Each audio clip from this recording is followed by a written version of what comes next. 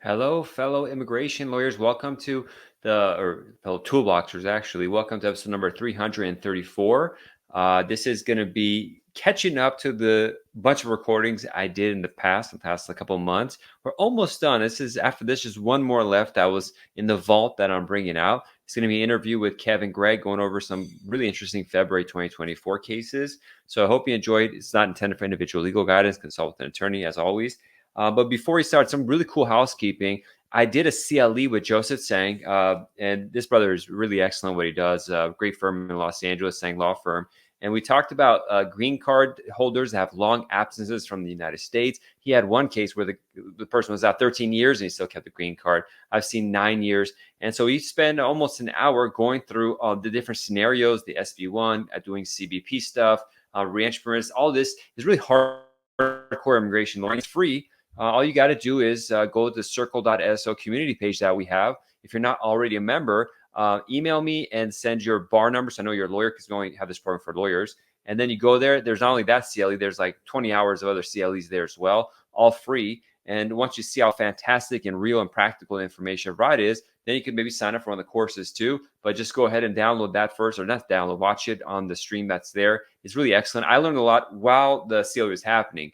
So he was talking. I'm like, oh my God, I'm learning a lot. What a fantastic CLE.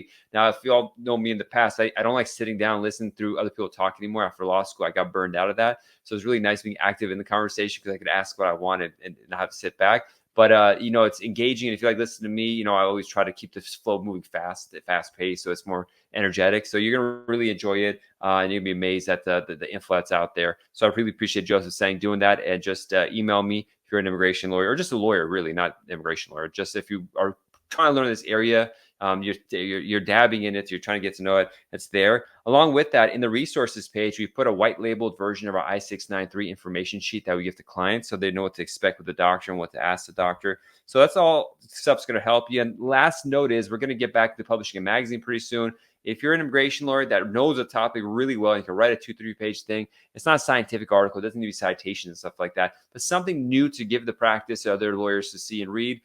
Just hit me up with the topic and we'll take it from there. Having said that, let's get it started. The Kevin A. Gregg, thank you for coming on the show again. Appreciate your recaps about federal immigration law. Obviously, you got immigration review. I'll check the stats right now. But probably you're so consistent in what you do, and the quality is so good. You're getting to be number one at this point.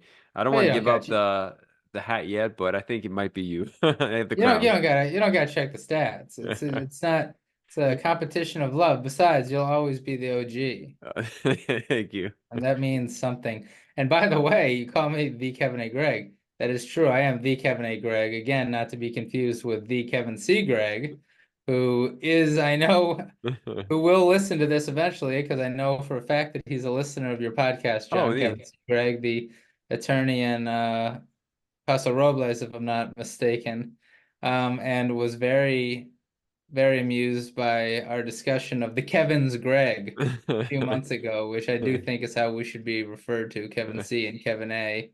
We are the Kevin's Greg, and maybe we'll even join up one of these days, maybe do a traveling show across the country. Yeah, Come see makes the sense. Kevin's Greg. Probably not. It would be boring. But maybe, who knows, Who knows? So what does the federal government have in store for us this week? I mean, we're recording this. We just got the announcement the Supreme Court is going to let Trump be on the ballot in Colorado, and like states can't do that. It's not immigration per se, but we have it's a good amount of federal court cases for immigration popping up too. Are we getting this? Do you know when the decisions on that come, or just they just throw it out there randomly? Yeah, you don't know when. I mean, the Wilkinson decision on jurisdiction to review what is the line between mixed questions of law and fact, essentially the middle ground between Guerrero, Asprilla, and Patel. That went to oral argument, I want to say, in December. Honestly, it's not so controversial, although I mean we'll see what happens. I would imagine that gets published earlier on in the term. And then the Munoz decision, which is consular non-reviewability, that the Solicitor General just filed their opening brief because they are the petitioner in that case, and a lot of amicus is coming together. I'm privy to the amicus brief being created by the American Bar Association, which is excellent, and a lot of stakeholders coming together on that very difficult case, Mhm. as well as the excellent attorneys there. So who knows what'll happen on Munoz? I would imagine that's a bit more controversial because the very small window we have on consular non-reviewability to get in and actually file lawsuits comes from Justice Kennedy's concurrence, who of course is no longer on the bench, and the numbers have shifted, but also he's got two former law clerks on the bench now in in Gorsuch and Kavanaugh. And Gorsuch, say what you will, he has made it pretty clear that he is no fan of, agencies gone wild, sole discretion to the agency, which was going to kill Chevron Yeah. and Loper Bright. But, he was in the dissent in Patel. He's been in the dissent in other cases. He's consistent, it seems at least, with not wanting to give agencies power. Let's see if he feels the same about the Department of State, and maybe we can get a win on consular non-reviewability, but I'm not bullish. Yeah, consular review is a hard one. But you mentioned Chevron deference. That case is coming up. You haven't made a decision on that, right? Loper Or Bright, there's no, there's so many bombs at the Supreme Court every term now, and I'm just stealing now from the Amicus podcast or from Strict Scrutiny, two excellent podcasts on from Supreme Court watchers and all stripes. But I mean, there's so many big decisions now. But Loper Bright, that's got to be up there. I would expect that that's a June or a July decision, but who knows? yeah. Well, Who AILA knows? conference is coming. It's always right at the conference. They Right, save right. That's it. but the immigration ones aren't. They're not, relatively speaking, they're not big deals. Not like last year with Texas v. Yeah. US and prosecutorial discretion. Who knows? They might blow up in consular non-reviewability. We could put a big cheer out in Chicago that we could finally call the They're embassy. not They're not. I don't see them doing it. It's just going to create Even so the much of a Ninth mess. Circuit's Munoz decision doesn't blow up consular Yeah. non-reviewability. It gives the slightest Yeah. slightest way in for a very unique inadmissibility provision. I don't. Hey, it's important, but like even Munoz itself is a pretty crazy set of circumstances that it's not hard, if I'm being honest, for the consulate to comply with, Yeah. even if the Supreme Court affirmed literally everything that the Ninth Circuit said in Munoz. Yeah. But I agree. who knows? We'll see. Yeah.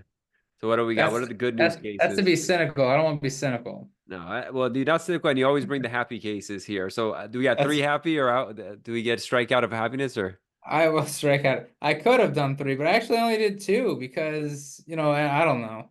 But go deep in a matter of Aguilar Hernandez, which was the beginning of February. That's the deficient NTA one. We love to talk deficient yeah, NTAs on your and my podcast. It's ongoing? a great time to be alive. Yeah.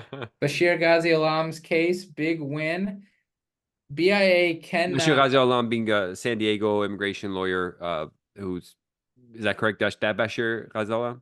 That the very same. Also a guest on my show early on. I highly recommend, if you've never interviewed him, to do it, because as you would hear on my special episode from years ago, Bashir himself is a refugee from the first time Afghanistan went to hell. When the Taliban took over, his dad worked with the CIA and essentially, if I'm remembering the interview correctly, had to flee across Afghanistan into Pakistan like on a donkey or partially. I mean, it's just a crazy story. And like Bashir describes touring the presidential palace with still, not to get vivid, examples of the executions on the wall as a boy. It's just wild stuff. And here he is, doing work on immigration after all these years. Good attorney, great attorney in his own right, notwithstanding that extraordinary personal background. But anyway,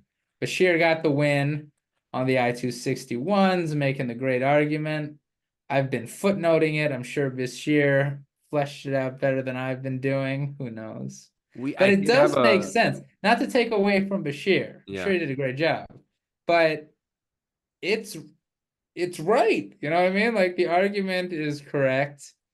There isn't really a counter argument, in my opinion, other than ICE coming in and saying, this is insane. You're taking away our only option, which is yeah, true. But here we have Niz Chavez and the Supreme Court saying, we are not concerned with DHS's efficiencies and, what this might do to immigration. So here's the BIA saying an I-261 cannot amend a deficient NTA. And if an I-261, which is what DHS comes in and files in immigration court when say they want to bring a new charge of removability or they want to bring a new factual allegation. If you can't do an I-261, I don't think you can do anything. I don't think ICE has any more tools. I think termination then is mandatory upon timely assertion that the NTA doesn't comply with INA Section 239A, doesn't have the date, time, or location of the first hearing, so long as it's a timely assertion. But very frustratingly, in this case, the BIA doesn't just come out and say it. They don't say what else DHS can do. They don't say that termination is required. They just say can't be a 261. So, whatever. BIA is going to be the BIA. Yeah, they're golden handiwork with matter of LK, where they just say if asylum is denied, then you're fully out of status. But we're not going to mention what about until a decision is made and you have asylum pending. Is that status, not status? One of those beautiful halfway decisions that doesn't let you know what's really going on. To be fair to the BIA, the system is set up for them to be vague and ambiguous Yeah. sometimes because the second they're clear or the second they, put down a hard and fast rule, it becomes easy fodder for someone like me to come in and challenge them at the circuit. But like if they're ruling against DHS, why not? DHS Yeah. can't appeal to the circuit. Lay down your hard and fast rule. Very interesting. And by the way, I did interview Bashir in June 15th, 2022, episode number 136. Oh, But you did? yeah, we got into his background stuff, and I think that's when the loss was pending, and I wanted to get information, so he kind of broke it down. But you're more into this game than I am, so you probably ask better questions on that one. So I defer to your interview about it. Well, no, we didn't talk about this at all. This was well before deficient and well, not well before, but we didn't talk deficient NDAs at all. We talked Afghanistan. Mm. So, no, that's great. I didn't know you should have shut me Actually, up no, there. there's something going on. We are doing some lawsuits. I don't know, it was like 4 years ago, essentially, but I can't remember. But I remember, I remember there's some recording stuff. That's what I remember well. So some of it cut out, I had to edit and chop it up. So, but behind the scenes stuff from 3 years ago. I remember how long it took me to edit that one. I still remember it. Um, that's I'll why I I'll like say doing it them live now. like this. I'll say it now to give some background information for the people who don't know, who aren't always editing podcasts like you and me. I just did a special episode interview that I'll probably post this coming Thursday. But for the first 12 minutes of it, I had forgotten to put my good microphone as the Ah, input. And like it sounds fine while you're doing it. And then I came and listening to it. It's like it's an hour-long interview after the edit. So it's like an hour and a half. And the first 12 minutes, like shit. Like it yeah. sounds awful. So I had to go back and I recorded myself for the first 12 minutes saying all the same things with my good mic as if I'm having it's embarrassing, it's terrible, but I mean it is what you gotta do The what you blooper reel, yeah.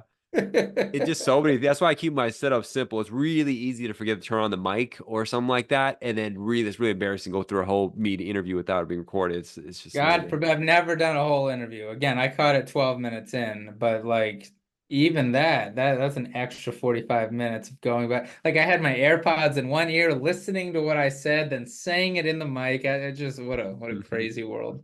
But hey, no one to blame but myself. A learning experience. So, what else do you got for us? Well, I want to stick with Aguilar Hernandez if you'll indulge me, because the rationale is interesting. And again, I only have two cases, but they say the regulation, it's clear that it's 261s can only provide additional or substituted charges of deportability and or factual allegations. Like it presupposes a correct NTA. That's why a 261 can't amend it.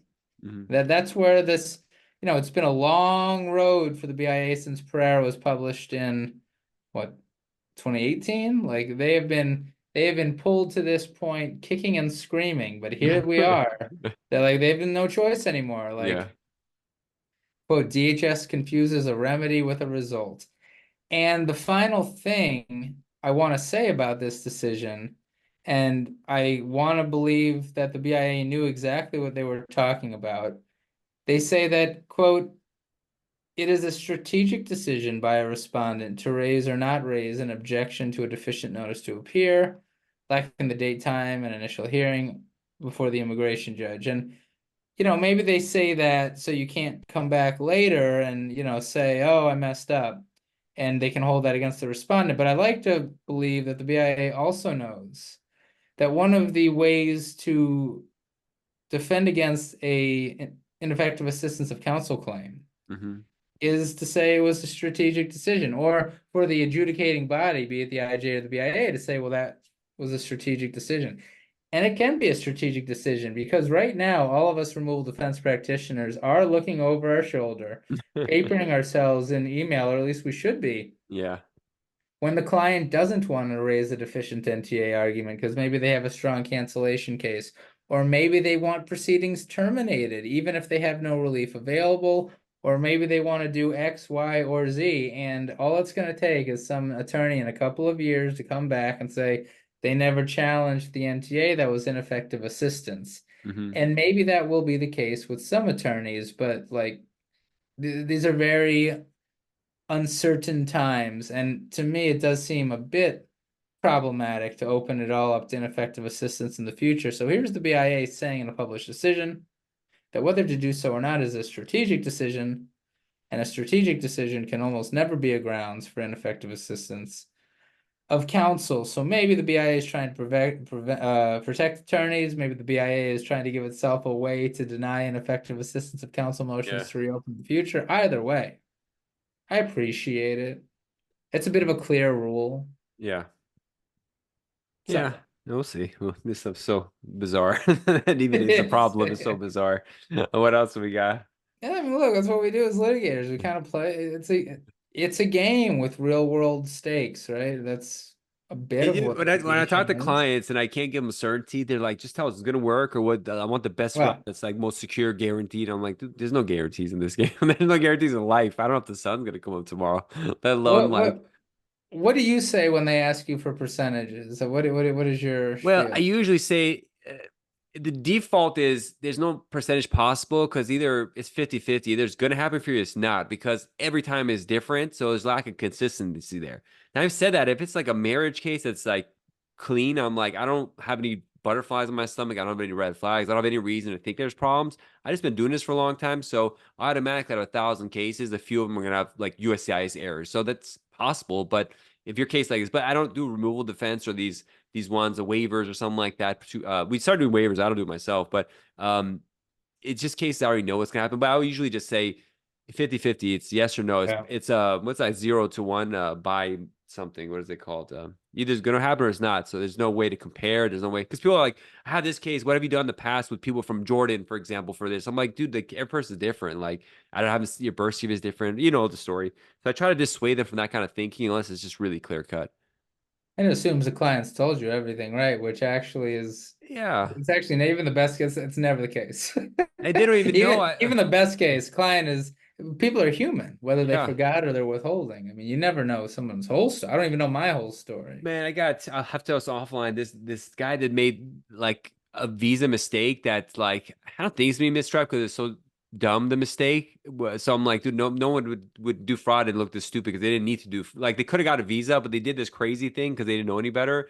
And I'm like, oh my God, this is so crazy. It might look like fraud because it doesn't make any sense. Like I'll have to tell you offline, but it's just you never know once you dig in deep. And it's the last day right before the file we found this out. So I'm like papering and cleaning it up, just explaining to the consular officer like this is why this happened. I know it doesn't make any sense, but this is why. But you never know with these clients.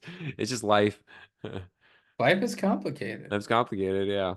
And so it's, a lot of job is consultation is like reiterating that they don't think it's because they see the forms or sometimes they think it's like, oh, it's just 1 + 1 = 2. Like, no, this is an interaction with a government entity, potentially 4 different agencies, DOS, CBP, USCIS, the embassy, NBC. Like, there's just too much going on, but most likely it's going to work out. I just tell them the facts. And I try to type it out, especially about timelines now, because we get pushback sometimes. You promise it'll be done in 6 months. I'm like, go look at all our emails where I constantly say there's just no way to know. So I just put Yeah, that out there to them. it's good. So some Well, practice tips for new for people doing it. Go ahead, go ahead. no, the only other one's Harrow v. Attorney General of the United Sorry, States. jump in because your Good. cases are extra level complex. They take years to complete. When they ask you this probability stuff, it's I mean, unless you're like it's an easy mistake on the government's part. then again, there was that situation with Supreme Court case where they claimed the guy did false claim because he got a driver's license. They mistakenly said he's a citizen. Patel, Yeah, it was but us. that's that I mean that's kind of crazy that the Supreme Court's like, yeah, whatever. They make a mistake. We don't care. So when I saw that, I was like, oh my God, I'd be so stressed out if I had to go into this process with this kind of level of competency. And it's crazy. I mean, when they ask me, I always I joke with its clients like if I'm on your case, like you don't want me on your case. Like if the firm has assigned me to your case, that means That's you funny. know it's not so I know I very easily dispense with that. I say we can't give percentages. You have a complex case, and we don't control the courts. Yeah. I don't control USCIS. It's pretty much you know why you're with me. I didn't realize you do all these hard cases. I thought you just like him or something. So they all go to you. Is that what happens? No. I mean, look, it's it goes from Ira and it comes down. Ira, Yeah. John Helena, all of us. I mean, there's a reason. Not everybody. We have straightforward cases. Some of the But cases yeah, that I've brought in, some of them are straightforward, and like I think all of them are meritorious. But like, there's Ira over time, mostly because of the book, has attracted, the people sometimes most who've gone to complex. other attorneys Yeah. and they've said we can't help you, or they said I don't do that kind of thing. And so it just does end up getting funneled a bit sometimes Yeah, that into makes like, oh sense. wow, there's like nine things going on here. You know, you put yourself as which he is. I mean, you wrote the book on it for Kurzban and your firm, but that attracts honey to flies, like all these super complex kind of stuff. I mean, you guys are into it, which is the perfect situation. If we got those leads, I'd be like, you're calling the wrong person. I'm not going to court. But if you're into it, which you are, wow, that's a great attorney to have. So that's an awesome place to be in. I wish I could tell you a story of what case I was dealing with today, but that would divulge client Yeah, confidence. But that's it's you just know when I first started this podcast, like we have this conversation private, and I love talking to immigration lawyers because it's fun. So I'm like, let me just record these. But as soon as recording's on, I'm like, oh, we can't talk about all the good stuff that's and half of the music stuff. right. Right. Until it's in a circuit decision, like Harrow v. Attorney General, United States. How about that, John? That's good transition. Pro Thank right there. you. Thank you.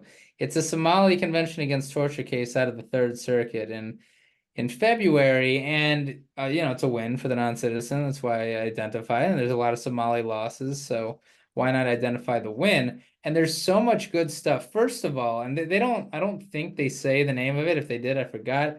But the decision relies heavily on this Georgetown Law Journal article about Somalis Hmm. and specifically ethnic minorities in Somalia and long-term residents in the United States and what happens to them when they return to Somalia.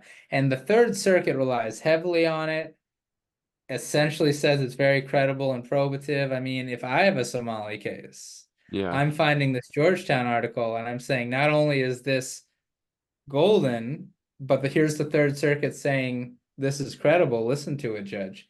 So that's just one thing. Like, forget about the substance. Like, it's always good to be able to get your evidence in under the guise of a published circuit yeah. court. That's incredible for the person who wrote the article. It's like, damn, maybe quoted. That's kind of in the Yeah, court. Yeah, all that's over awesome. it. All over.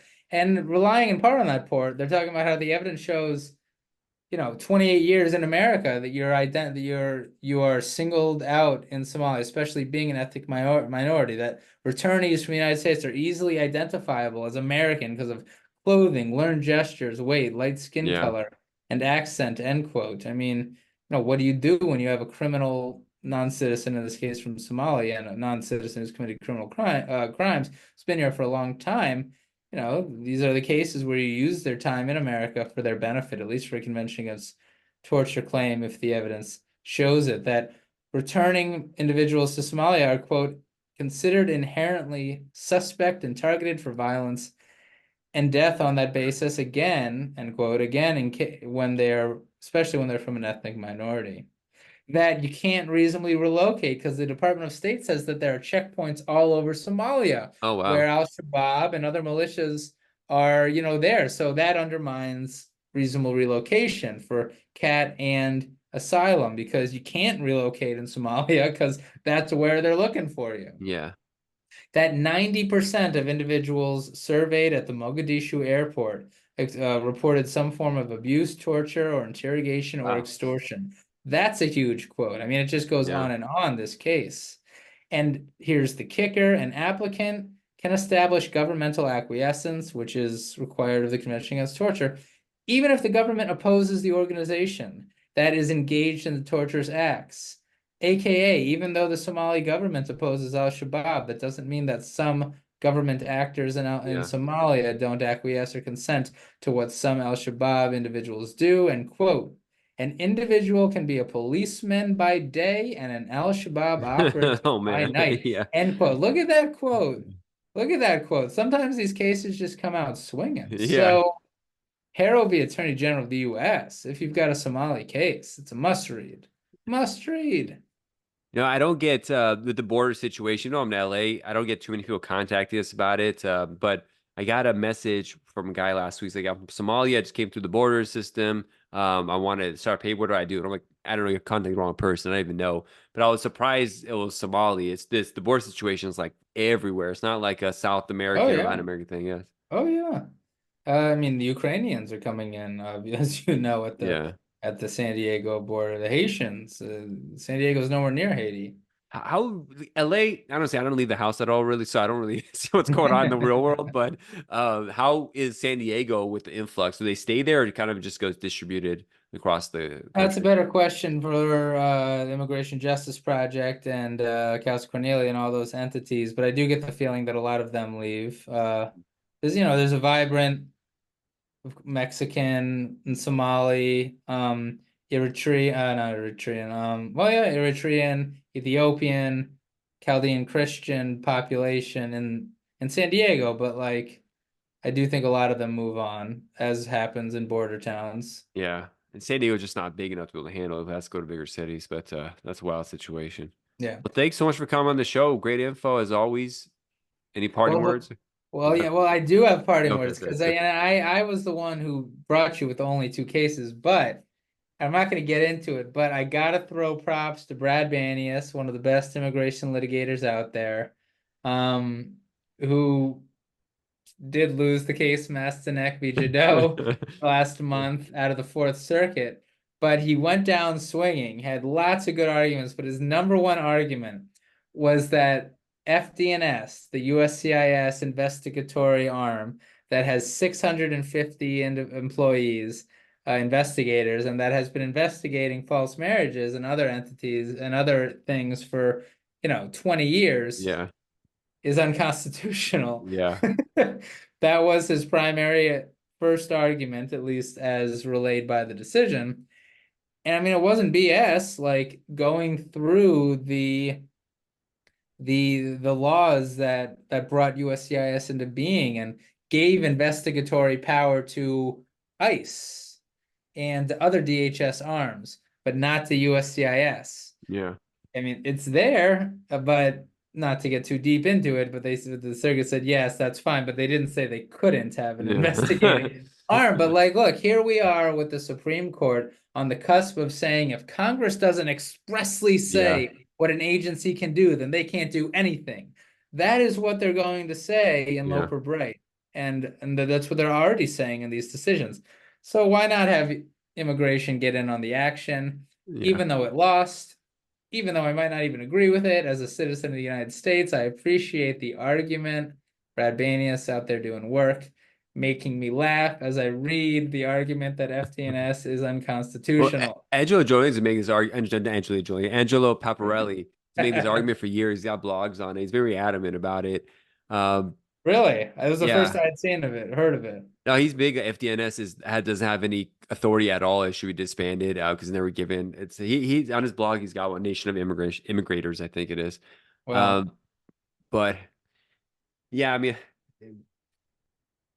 FDNS when it comes to marriage cases, it's I'm not sure it's really. Let's just put it this way: it's not an efficient agency, so I'm not even sure how much value it's bringing based on the percentage of fraud that it actually finds from I-751 cases and reverse. So. Um, that's not a good argument, John, just to No, be this is a clear. That's not the practical argument one. I would lead with at the No, circuit.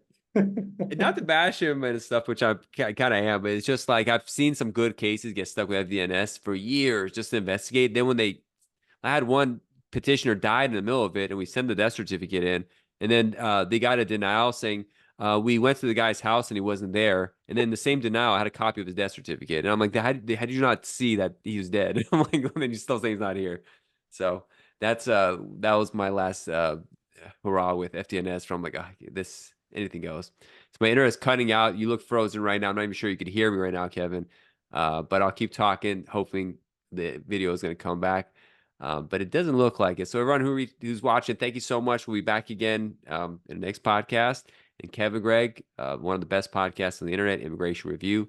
You can find it wherever podcasts are found. Until next one. Oh, you came back. My internet was bad, so I just started talking to hold it over. But I plugged the podcast. Oh, Thank thank you. you. No, you came back. You were talking about the dead guy who they investigated and confirmed. Yes, in fact, he's dead, I assume. Yeah, well, they never confirmed his death. They just denied it, and then the appeal, and the client couldn't really afford it, so he's put it in a really bad position. And it was just so annoying. It's like, how do you not read this and see there's a death certificate? They actually in the denial, they said we came to visit, and there was a bullet where they acknowledged that he was dead.